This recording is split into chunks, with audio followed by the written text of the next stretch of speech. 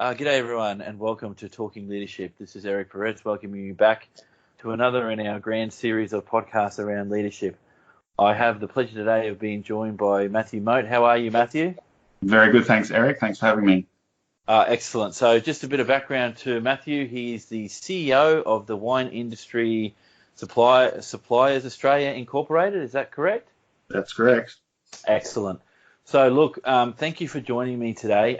This thing called leadership, it's a nuanced thing, and I'm glad you can join us today from someone with a wine industry background. So can I ask you, not just looking at your current role as CEO, but in other leadership roles, what was your first leadership role, if you can cast your mind back?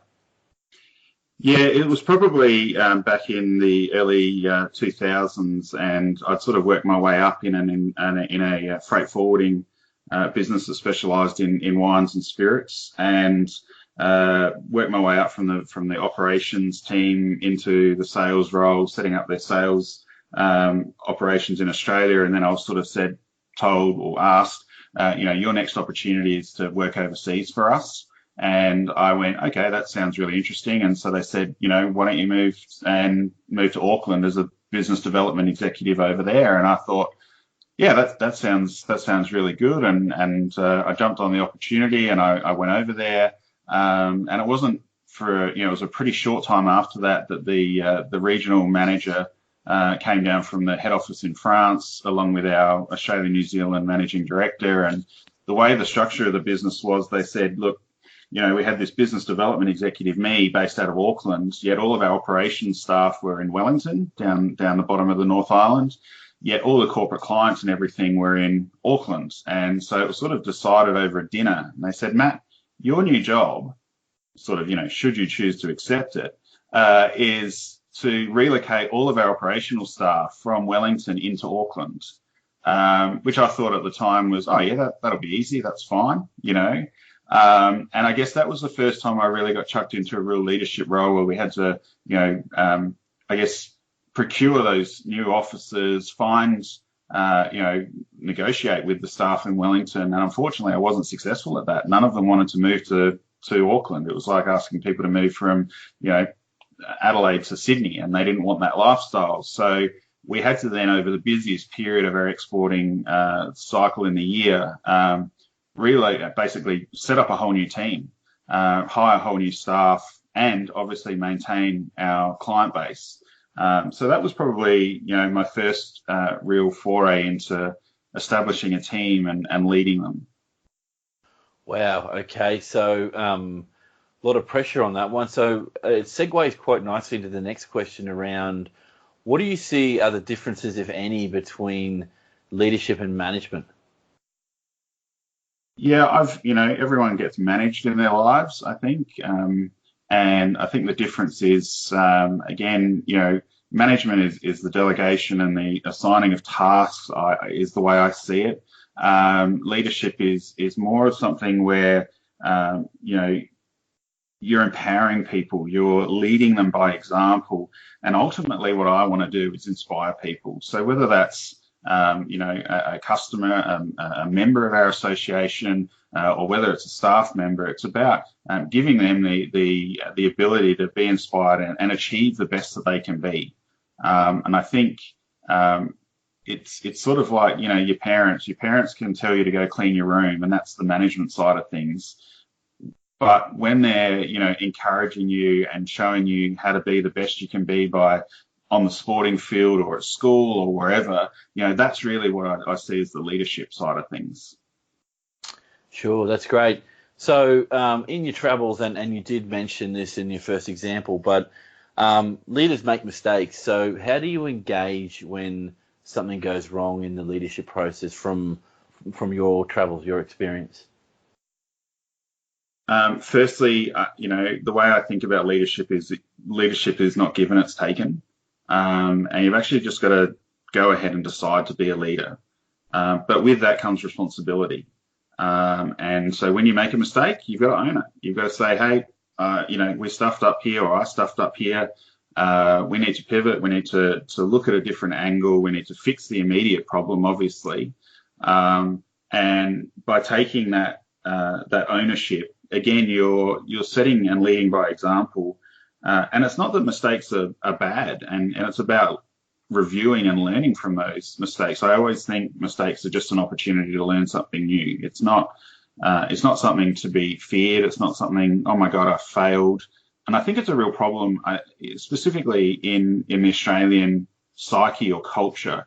And I see it a lot in the startup space because I like to deal with a lot of startups and entrepreneurs because, from an association perspective, I see them as our junior club as such. They're the ones that are coming through and they're going to be our next future, members, or they're going to be part of where we can grow. And you often see it, and I go to a number of sessions and things like that in whether it's a chamber of commerce discussion on innovation and that, and a constant key message that I see coming up is, compared to, say, the US, where a startup founder could fail 3 or 4 times, and then, that's actually almost celebrated that they've failed because they've learned so much through those 3 or 4 processes that they must be ready now to have a complete unicorn and success of an idea. And I think, whereas in Australia, we've got that tall poppy syndrome, we're always trying to sort of generally, a lot of people are trying to cut people down, and therefore failure is that much more feared. And I think that's where we need to get a bit of change in that. But certainly you've got to take ownership. Again, it's just bringing people on that journey again. Yeah, that's been brought up a couple of times in the podcast with Emily Mantilla. She said the same thing, that because she didn't want to label herself as an entrepreneur, yet she said she had a lot of failed businesses before she got to where she got to, and that she learned from each of those failed attempts at trying to start something up. So that's an interesting addition to the feedback that I've been getting around this, and that failure, you can learn from failure and actually grow from it. But whether we're culturally stuck in don't give it a go, then you don't fail, then you don't have to worry about suffering what comes with that, is I think a long-term proposition, which again is helping me to segue to the next question. What do you believe is the most difficult part of being a leader? For me personally, it's not being, sorry. That's okay. Take your time. That's all right. Oh, sorry. What's the most difficult part of being a leader? Sorry.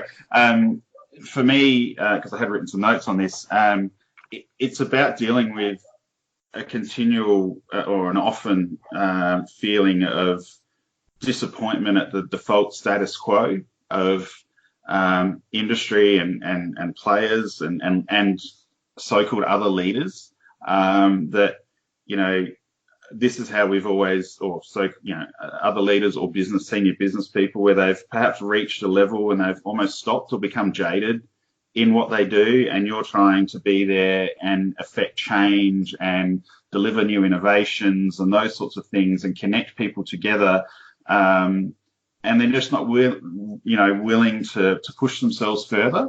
And I get frustrated with that. So dealing with my frustration and sometimes disappointment in really hitting brick walls when you can see the potential success, you can see the big picture, yet they're probably maybe focused a little bit more focused on the next, here and now, the next 3 months, the next 2 years, and I'm thinking the next 5 to 10.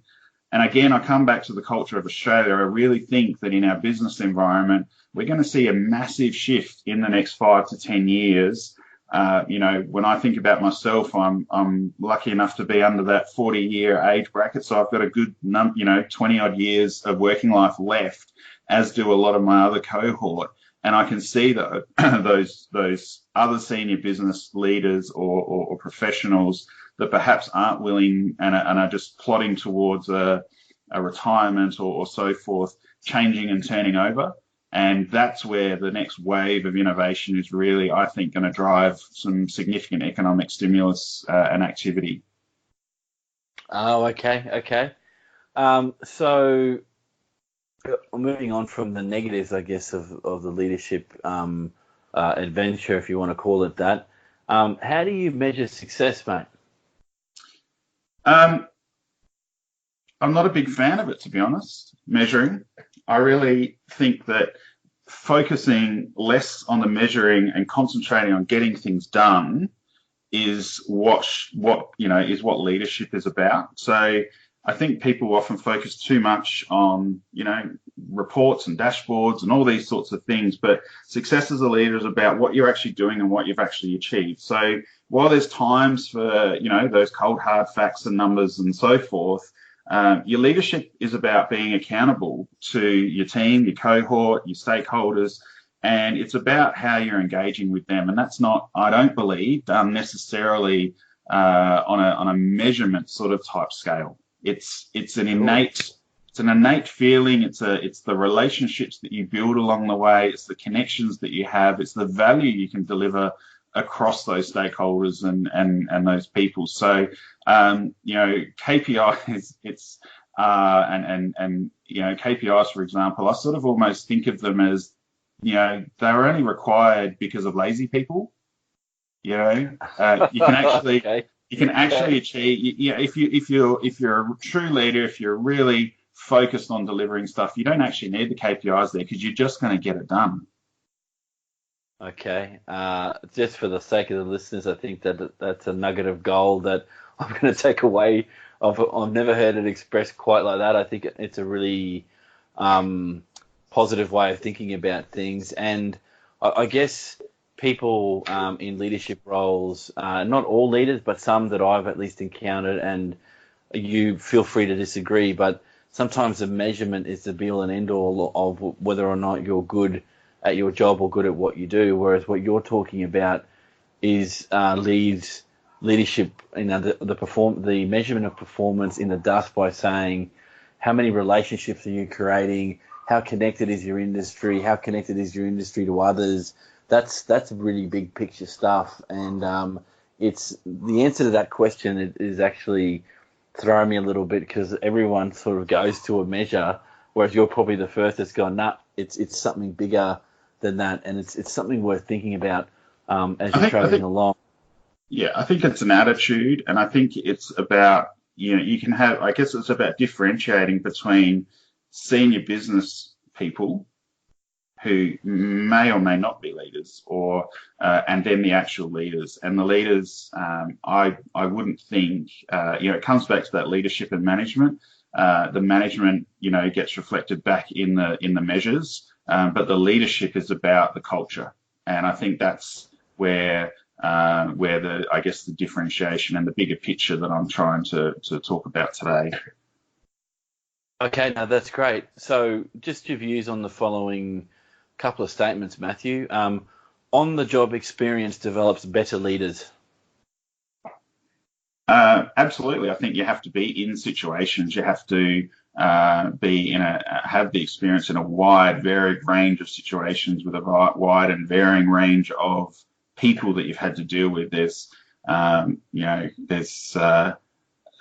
can't walk out of, you can't walk into your first job and without any real experience and just jump in and do, be the best leader that you can. It's an experience thing where you're driving. You're going on a journey, so you need to go on that journey as well as to become a leader, I think. Excellent. Okay. Next statement. Formal education helps to develop better leaders. Yes and no. I'm a university dropout. I did 1 year of uni and decided that I wanted to go get a job, and I just started from the bottom and sort of did my apprenticeship, I guess is probably a better way of it, through operations into sales, as I said earlier, that overseas appointment.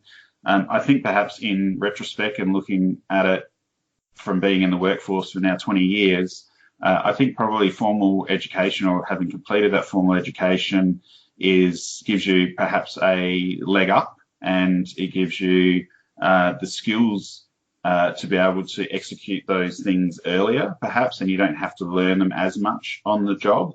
But ultimately, I don't think it's a requirement to become a leader, or I don't think it necessarily means you're a better leader. You might just have a little bit more of a head start.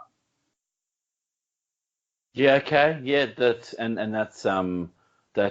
fairly consistent with the responses I've been getting, but I've also interviewed some leaders that have no formal education, have gone off and started their own businesses and now run multiple highly successful businesses without a day of formal education beyond high school. So I think it can vary across the spectrum, which is a good thing. Um, Absolutely. so, so let me ask you this. Here's another massive. This is always an interesting statement. I'm curious to see how you respond to this one. Leaders are born, not made. Leaders, yes, I agree. With that statement to a large extent. However, knowing a lot of people as we do in our lives, you can think about, people that have had, come from a low socioeconomic area with low opportunities, didn't get the opportunity to go to private school and so forth, and they're great leaders. And then you get people that did have all those, all that support in the world, and they didn't.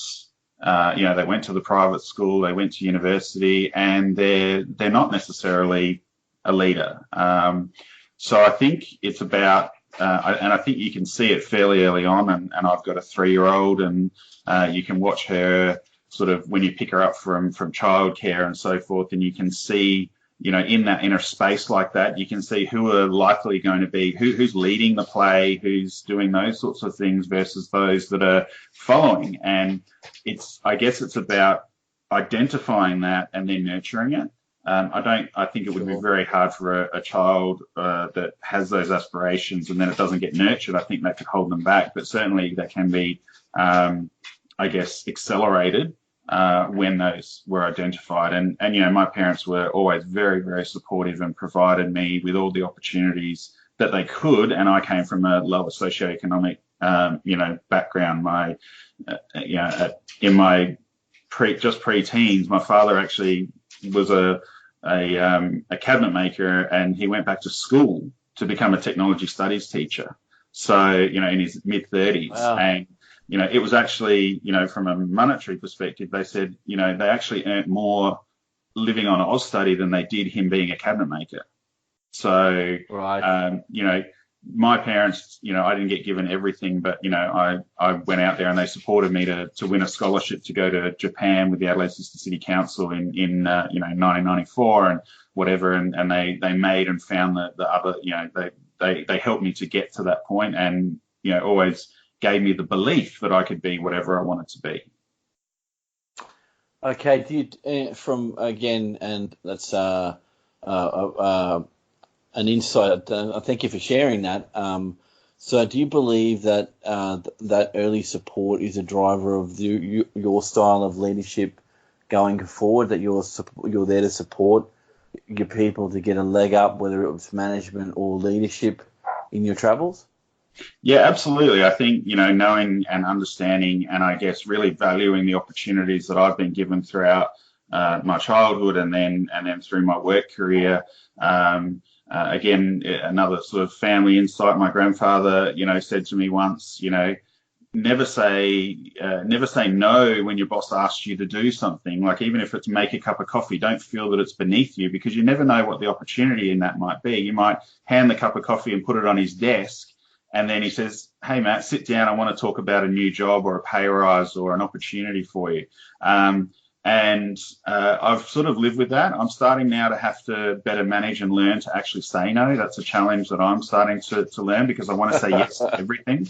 And as you grow in an industry role like this, you grow your network and you grow that many more people that are sort of wanting a piece of you, so to speak. So I'm having to learn to better prioritize my time and set boundaries and set rules that people can work with me in, that's going to basically keep me sane, because otherwise I'll be getting pulled in every direction at the next new shiny thing. So I think you need to absolutely, as a leader, for me, it does reflect on where I've come from and where I hope I'm going. And again, it comes back to that first, question, and it's about empowering people. And I want to give everybody that I deal with the absolute opportunity as I've had. But they have to want it as well. Sure, sure. No, that's great. You're not the first. There's this connection between leadership style and your family or your cultural background, or whether it's a family business or not, has come out strongly in some of the podcasts that I've done, and it's interesting that helps to shape people into leadership roles. So, just the next question I've got, and this is around, so again, all cards on the table. I'm a very, very early career researcher, and I'm looking at this thing called leadership. And in my studies, I'm making the claim based on literature and what I'm seeing in that literature that strategic thinking and foresight will be the core leader capabilities into the future. What's your view on that statement as a statement of not fact, but just as a statement generally? What do you think about that? I think it's, I just agree with it. I think it's really important. Again, leadership is about, being able to see a path and take people on that journey. And I think it's even more critical in the world today where technology, business models, consumer expectations or customer expectations are continually evolving. And leaders need to be able to provide that path, for their business or their industry or individuals that they're just dealing with, and need to be able to, I think, and it comes back to, as I said, my frustration is that they also need to be willing to take the risks. Otherwise we'll never adapt and improve. And I know a lot of those risks are, scary when you start talking AI and automation and this and that, which, they're a lot different perhaps than the risks and the opportunities of new technology of 20 years ago, where we're talking about email and, moving from a fax to an email as an example. But they're going to be just as critical. Or a podcast. Absolutely. And, my partner, she runs a social media management small boutique consultancy for SMEs. And, this whole, you never know what jobs are going to be there in 20 years time. That job didn't exist when she was at high school.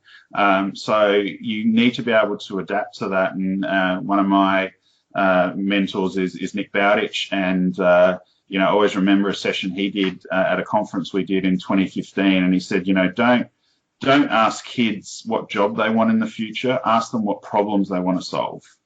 And they'll create their own jobs, and I think that's a leadership perspective. And I think that's where businesses today, I know it's hard. I know you're building your business. You're trying to sometimes just keep paddling to keep your head above water. But you need to be able to make time and take time out of the operations and get that overarching helicopter view of what you're trying to do, and give yourself time to investigate and at least say, let's try with some new technology and so forth, because otherwise you'll simply be left behind. Okay, great. So, Matthew, final question. I'll rephrase that. Had a bit of a mind block then. So what would you say to a younger version of yourself about being a more effective leader? It's something I'm actually going through over this recent time. I've been dealing with a little bit of stress and, prioritizing, time and projects and stuff. And I think the biggest thing that I'm learning out of that process by working with a number of strategic consultants and mentors and that is not to be too harsh on yourself. You are just a human after all. Don't expect perfection. You're allowed to swing the bat and whiff or miss from time to time. That's part of being a leader. That's part of taking leadership. Hey, I think this would be a great idea. Put it out there. You've swung the bat, and sometimes you're going to miss. And again, that's part of that comes back to that failure, or that realizing that when you do make those mistakes, that you learn from it, and to be constantly be willing to push yourself and step out of your comfort zone, and as I said, make that mistake. Be willing to learn from everything, and don't worry about the haters as well. Like, when you're a leader, you're going to be pushing out new things, you're going to be trying new things, and there's going to be people, ooh, don't like that behind the scenes, etc. One of the biggest things I've learned is follow yeses, follow the yeses, follow the people that are saying, yes, this is great. Don't try and waste your time on trying to turn a no into a yes. It's really difficult to do. Those people will generally and eventually will come along on that journey. But concentrate on those saying yes, because you'll get things done way more effectively than if you try and waste your time on converting a no to a yes. So there are a few things. That's very good, and that's a very positive way to end the discussion. Look, Matthew, I appreciate your time. I know you are busy, and it's good to hear that you're trying to declutter your life a little bit as a CEO. I'm sure those that are listening to the podcast can relate, and it is a skill, because for some of us, if we had it our way, we'd always be thinking, what's the next thing to do? Where's the next bit of work coming from? And downtime is underrated, and I think time away from work can be underrated. So that's a good message to send out. So for those listening to the podcast, thank you for joining us. That was Matthew Moate, the CEO of Wine Industry Suppliers Australia Incorporated. Matthew, I appreciate your time, mate. Thanks very much, Eric.